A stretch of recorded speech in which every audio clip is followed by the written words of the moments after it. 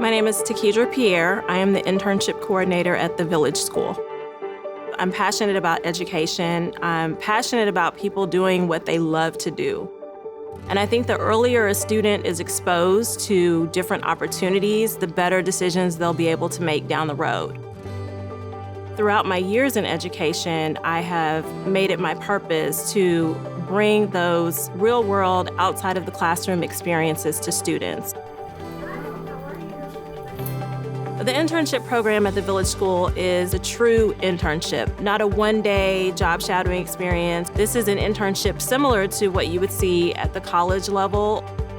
Internships are not just to define the career choice, it could be the gateway for students to make decisions about an alternative career choice. So the value of the internship is to make sure that students are given as many options as possible so they can make the best decision possible. I'm especially interested in pursuing a career in the medical field. So one internship that I did is the Houston Methodist Cardiovascular Surgery internship. I've learned what it's like to work in a medical setting. This opportunity isn't usually presented to high school students.